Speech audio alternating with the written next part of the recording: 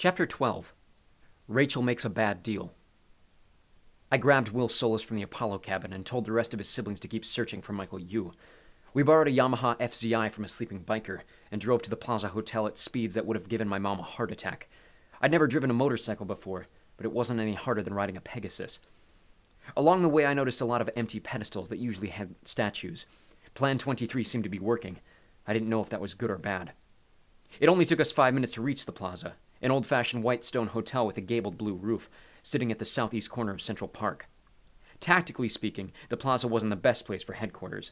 It wasn't the tallest building in town or the most centrally located, but it had old-school style and had attracted a lot of famous demigods over the years, like the Beatles and Alfred Hitchcock, so I figured we were in good company.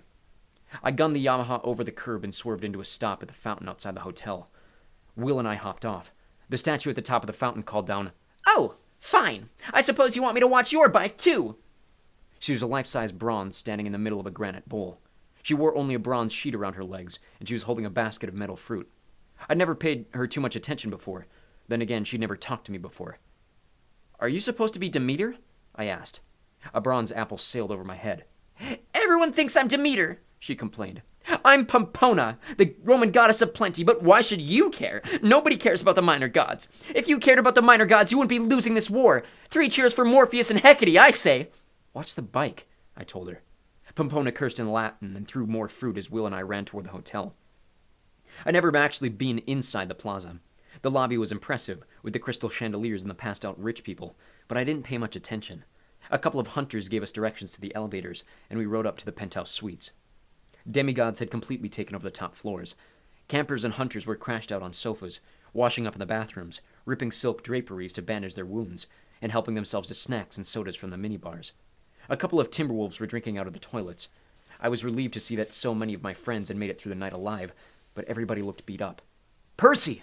Jake Mason clapped me on the shoulder. "We're getting reports later," I said. "Where's Annabeth?" "The terrace. She's alive, man, but..." I pushed past him.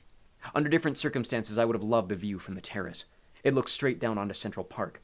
The morning was clear and bright, perfect for a picnic or a hike, or pretty much anything except fighting monsters. Annabeth lay on a lounge chair. Her face was pale and beaded with sweat. Even though she was covered in blankets, she shivered. Selena Beauregard was wiping her forehead with a cool cloth. Will and I pushed through a crowd of Athena kids. Will unwrapped Annabeth's bandages to examine the wound, and I wanted to faint. The bleeding had stopped, but the gash looked deep. The skin around the cut was a horrible shade of green. Annabeth, I choked up. She'd taken that knife from me. How could I have let that happen? "Poison on the dagger," she mumbled. Pretty stupid of me, huh?" Will Solis exhaled with relief. "It's not so bad, Annabeth. A few more minutes and we would have been in trouble, but the venom hasn't gotten past the shoulder yet. Just lie still. Somebody hand me some nectar." I grabbed a canteen. Will cleaned out the wound with the godly drink while I held Annabeth's hand. "Ow," she said. "Ow! Ow!" She gripped my fingers so tight they turned purple, but she stayed still like Will asked. Selena muttered words of encouragement. Will put some silver paste over the wound and hummed words in ancient Greek, a hymn to Apollo. Then he applied fresh bandages and stood up shakily. The healing must have taken a lot of his energy. He looked almost as pale as Annabeth. "That should do," he said. "But we're going to need some mortal supplies." He grabbed a piece of hotel stationery, jotted down some notes, and handed it to one of the Athena guys. "There's a Duane Reade on 5th. Normally I would never steal." "I would," Travis volunteered. Will glared at him. "Leave cash or drachmas to pay, whatever you got, but this is an emergency. I got a feeling we're going to have a lot more people to treat." Nobody disagreed. There was hardly a single demigod who hadn't already been wounded, except me. "Come on, guys," Travis Stoll said. "Let's give Annabeth some space. We've got a drugstore to raid. Visit." The demigods shuffled back inside. Jake Mason grabbed my shoulder as he was leaving. "We'll talk later, but it's under control. I'm using Annabeth's shield to keep an eye on things. The enemy withdrew at sunrise. I'm not sure why. We've got a lookout at each bridge and tunnel." "Thanks, man," I said. He nodded. "Just take your time." He closed the terrace doors behind him, leaving Selena, Annabeth, and me alone. Selena pressed a cool cloth to Annabeth's forehead. "This is all my fault." "No," Annabeth said weakly. "Selena, how is it your fault?" "I've never been any good at camp," she murmured. Not like you or Percy. If I was a better fighter..." Her mouth trembled.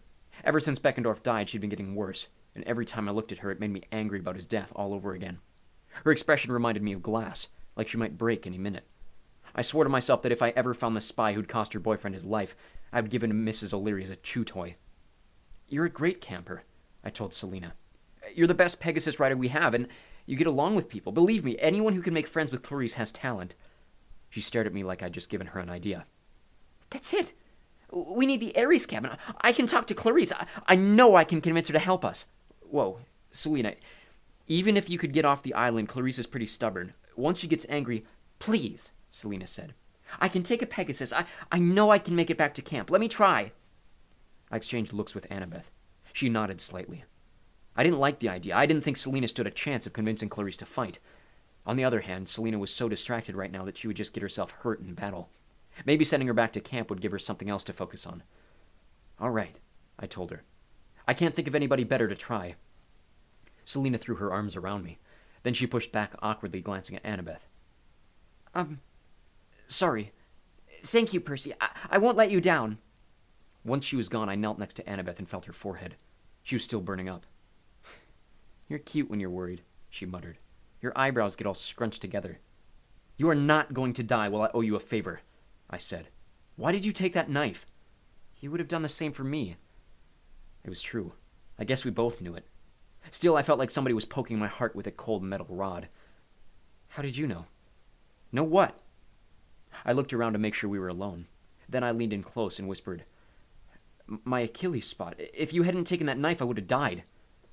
She got far away, look in her eyes. Her breath smelled of grapes, maybe from the nectar. I don't know, Percy. I just had this feeling you were in danger. Where's the spot?" I wasn't supposed to tell anyone. But this was Annabeth. If I couldn't trust her, I couldn't trust anyone. "The small of my back." She lifted her hand. "Where? Here?" She put her hand on my spine and my skin tingled. I moved her fingers to the one spot that grounded me to my mortal life. 1,000 volts of electricity seemed to arc through my body. "You saved me," I said. "Thanks." She removed her hand, but I kept holding it. "So, you owe me," she said weakly. "What else is new?" We watched the sun come up over the city. The traffic should have been heavy by now, but there were no cars honking, no crowds bustling along the sidewalks. Far away, I could hear a car alarm echo through the streets. A plume of black smoke curled into the sky somewhere over Harlem. I wondered how many ovens had been left on when the Morpheus spell hit. How many people had fallen asleep in the middle of cooking dinner. Pretty soon there would be more fires. Everyone in New York was in danger, and all those lives depended on us. "You asked me why Hermes was mad at me," Annabeth said. "Hey, you need to rest." "No, I want to tell you. It's been bothering me for a long time." She moved her shoulder and winced. "Last year, Luke came to see me in San Francisco." "In person?" I felt like she just hit me with a hammer. "He came to your house?" This was before we went into the labyrinth, before..." She faltered, but I knew what she meant. Before he turned to Kronos. "He came under a flag of truce. He said he only wanted 5 minutes to talk. He looked scared, Percy. He told me Kronos was going to use him to take over the world. He said he wanted to run away, like the old days, but he wanted me to come with him. But you didn't trust him." "Of course not. I thought it was a trick. Plus, well, a lot of things have changed since the old days. I told Luke there was no way. He got mad. He said I might as well fight him right there because it was the last chance I'd get." Her forehead broke out in sweat again. The story was taking too much of her energy. "It's okay," I said. "Try to get some rest. You don't understand, Percy. Hermes was right. Maybe if I'd gone with him, I could have changed his mind, or I had a knife. Luke was unarmed. I could have..." "Killed him?" I said. "You know that wouldn't have been right." She squeezed her eyes shut. "Luke said Kronos would use him like a stepping stone. Those were his exact words. Kronos would use Luke and become even more powerful." "He did that," I said. "He possessed Luke's body." "But what if Luke's body is only a transition? What if Kronos has a plan to become even more powerful? I could have stopped him. The war is my fault." Her story made me feel like I was back in the sticks, slowly dissolving. I remembered last summer when the two-headed god Janus had warned Annabeth that she would have to make a major choice, and that had happened after she saw Luke. Pan had also said something to her. "You will play a great role, though it might not be the role you imagined." I wanted to ask her about the vision Hestia had shown me, about her early days with Luke and Talia.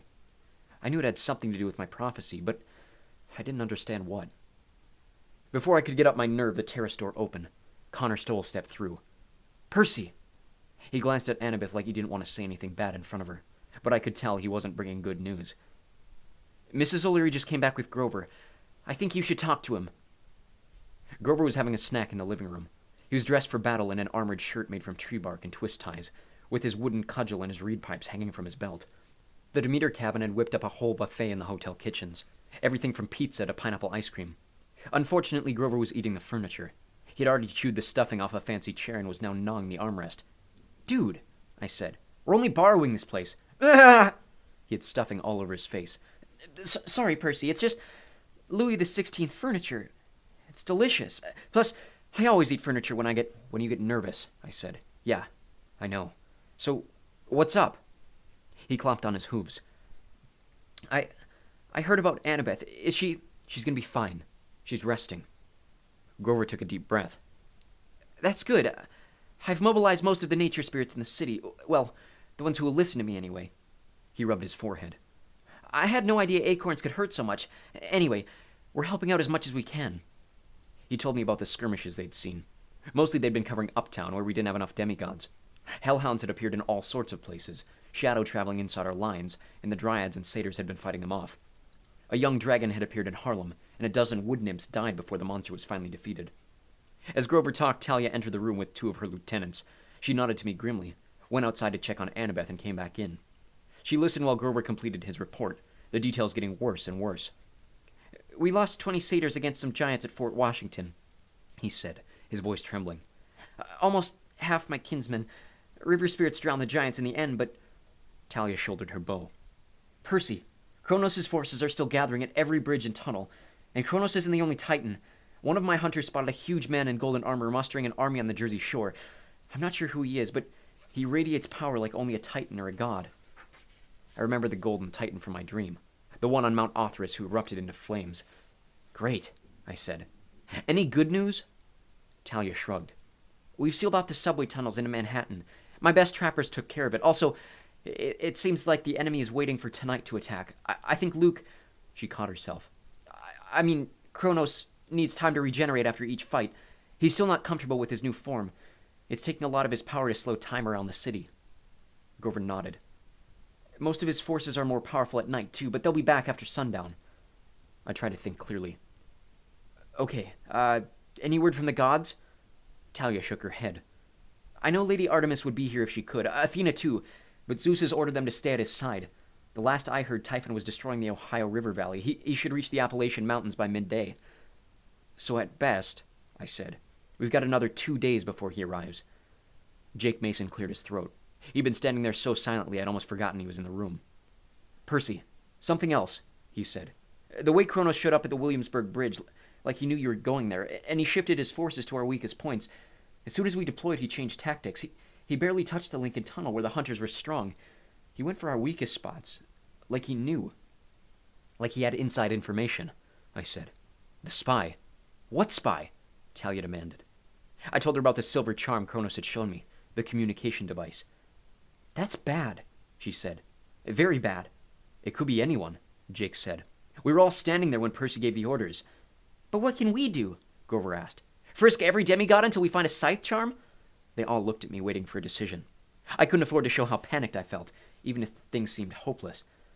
"We keep fighting," I said. "We can't obsess about this spy. If we're suspicious of each other, we'll just tear ourselves apart. You guys were awesome last night. I couldn't ask for a braver army. Let's set up a rotation for the watches. Rest up while you can. We've got a long night ahead of us." The demigods mumbled agreement. They went their separate ways to sleep or eat or repair their weapons. "Percy, you too," Talia said. "We'll keep an eye on things. Go lie down. We need you in good shape for tonight." I didn't argue too hard. I found the nearest bedroom and crashed on the canopied bed. I thought I was too wired to sleep, but my eyes closed almost immediately. In my dream, I saw Nico D'Angelo alone in the gardens of Hades. He just dug a hole in one of Persephone's flower beds, which I didn't figure would make the queen very happy. He poured a goblet of wine into the hole and began to chant. "Let the dead taste again. Let them rise and take this offering. Maria D'Angelo, show yourself!" White smoke gathered. A human figure formed, but it wasn't Nico's mother. It was a girl with dark hair, olive skin, and the silvery clothes of a hunter. "Bianca," Nico said. "But don't summon our mother, Nico," she warned. "She is the one spirit you are forbidden to see." "Why?" he demanded. "What's our father hiding?" "Pain," Bianca said. "Hatred. A curse that stretches back to the great prophecy." "What do you mean?" Nico said. "I have to know." "The knowledge will only hurt you. Remember what I said, holding grudges is a fatal flaw for children of Hades." "I know that," Nico said. "But I'm not the same as I used to be, Bianca. Stop trying to protect me." "Brother, you don't understand." Nico swiped his hand through the mist, and Bianca's image dissipated. "Maria D'Angelo," he said again. "Speak to me." A different image formed. It was a scene rather than a single ghost. In the mist, I saw Nico and Bianca as little children, playing in the lobby of an elegant hotel, chasing each other around marble columns. A woman sat on a nearby sofa. She wore a black dress, gloves, and a black veiled hat like a star from an old 1940s movie. She had Bianca's smile and Nico's eyes. On a chair next to her sat a large, oily man in a black pinstripe suit. With a shock, I realized it was Hades. He was leaning toward the woman, using his hands as he talked like he was agitated. "Please, my dear," he said. "You must come to the underworld. I don't care what Persephone thinks. I can keep you safe there." "No, my love," she spoke with an Italian accent. "Raise our children in the land of the dead. I will not do this." "Maria, listen to me. The war in Europe has turned the other gods against me. A prophecy has been made. My children are no longer safe. Poseidon and Zeus have forced me into an agreement. None of us are to have demigod children ever again." "But you already have Nico and Bianca. Surely—" "No. The prophecy warns of a child who turns 16. Zeus has decreed that the children I currently have must be turned over to Camp Half-Blood for proper training. But I know what he means. At best, they'll be watched, imprisoned, turned against their father. Even more likely, he will not take a chance. He won't allow my demigod children to reach 16.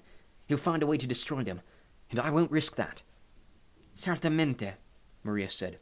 "We will stay together. Zeus is un imbecile." I couldn't help admiring her courage, but Hades glanced nervously at the ceiling. "Maria, please, I told you. Zeus gave me a deadline of last week to turn over the children. His wrath will be horrible, and I cannot hide you forever. As long as you are with the children, you are in danger too." Maria smiled, and again it was creepy how much she looked like her daughter. "You are a god, my love. You will protect us, but I will not take Nico and Bianca to the underworld." Hades wrung his hands. "Then there is another option. I know a place in the desert where time stands still. I could send the children there, just for a while, for their own safety, and we could be together. I would build you a golden palace by the Styx." Maria D'Angelo laughed gently. "You are a kind man, my love. A generous man. The other gods should see you as I do, and they would not feel you so. But Nico and Bianca needs their mother. Besides, they are only children. The gods wouldn't really hurt them." "You don't know my family," Hades said darkly. "Please, Maria, I can't lose you." She touched his lips with her fingers. "You will not lose me. Wait for me while I get my purse. Watch the children." She kissed the Lord of the Dead and rose from the sofa. Hades watched her walk upstairs as if every step away caused him pain. A moment later he tensed. The children stopped playing as if they sensed something too. "No!" Hades said. But even his godly powers were too slow. He had only time to erect a wall of black energy around the children before the hotel exploded. The force was so violent, the entire mist image dissolved. When it came into focus again, I saw Hades kneeling in the ruins, holding the broken form of Maria D'Angelo. Fire still burned around him. Lightning flashed across the sky, and thunder rumbled. Little Nico and Bianca stared at their mother uncomprehendingly. The Fury Electo appeared behind them, hissing and flapping her leathery wings. The children didn't seem to notice her. "Zeus!" Hades shook his fist at the sky. "I will crush you for this! I will bring her back!" "My lord, you cannot," Electo warned. "You of all immortals must respect the laws of death." Hades glowed with rage. I thought he would show his true form and vaporize his own children, but at the last moment he seemed to regain control. "Take them," he told Electo, choking back a sob. "Wash the memories clean in the Lethe, and bring them to the Lotus Hotel. Zeus will not harm them there." "As you wish, my lord," Electo said. "And the woman's body?" "Take her as well," he said bitterly. "Give her the ancient rites." Electo, the children, and Maria's body dissolved in the shadows, leaving Hades alone in the ruins. "I warned you," a new voice said. Hades turned. A girl in a multicolored dress stood by the smoldering remains of the sofa. She had short black hair and sad eyes. She was no more than 12. I didn't know her, but she looked strangely familiar. "You dare come here," Hades growled. "I should blast you to dust!" You cannot, the girl said. The power of Delphi protects me. With a chill, I realized I was looking at the Oracle of Delphi, back when she was alive and young. Somehow seeing her like this was even spookier than seeing her as a mummy. You've killed the woman I loved, Hades roared. Your prophecy brought us to this. He loomed over the girl, but she didn't flinch. Zeus ordained the explosion to destroy the children, she said, because you defied his will. I had nothing to do with it, and I did warn you to hide them sooner. I couldn't. Maria would not let me. Besides, they were innocent. Nevertheless, they are your children, which makes them dangerous. Even if you put them away in the Lotus Hotel, you only delay the problem. Nico and Bianca will never be able to rejoin the world lest they turn 16. Because of your so-called great prophecy. And you have forced me into an oath to have no other children. You have left me with nothing. I foresee the future, the god said. I cannot change it. Black fire lit the god's eyes, and I knew something bad was coming. I wanted to yell at the girl to hide or run. Then, Oracle, hear the words of Hades, he growled. Perhaps I cannot bring back Maria, nor can I bring you an early death, but your soul is still mortal, and I can curse you. The girl's eyes widened. You would not. I swear, Hades said. As long as my children remain outcasts, as long as I labor under the curse of your great prophecy, the Oracle of Delphi will never have another mortal host. You will never rest in peace. No other will take your place. Your body will wither and die, and still the Oracle's spirit will be locked inside you. You will speak your bitter prophecies until you crumble to nothing. The Oracle will die with you. The girl screamed, and the misty image was blasted to shreds. Nico fell to his knees in Persephone's garden, his face white with shock. Standing in front of him was the real Hades, towering in his black robes and scowling down at his son. And just what, he asked Nico, do you think you're doing? A black explosion filled my dreams. Then the scene changed. Rachel Elizabeth Dare was walking along a white sand beach. She wore a swimsuit with a t-shirt wrapped around her waist. Her shoulders and face were sunburned. She knelt and began writing in the surf with her finger. I tried to make out the letters. I thought my dyslexia was acting up until I realized she was writing in ancient Greek. That was impossible. The dream had to be false. Rachel finished writing a few words and muttered, "What in the world?" I can read Greek, but I only recognized one word before the sea washed it away. My name. Perseus. Rachel stood abruptly and backed away from the surf. "Oh, gods," she said. "That's what it means." She turned and ran, kicking up sand as she raced back to her family's villa. She pounded up the porch steps, breathing hard. Her father looked up from his Wall Street Journal. "Dad!" Rachel marched up to him. "We have to go back." Her dad's mouth twitched, like he was trying to remember how to smile. Back? We just got here.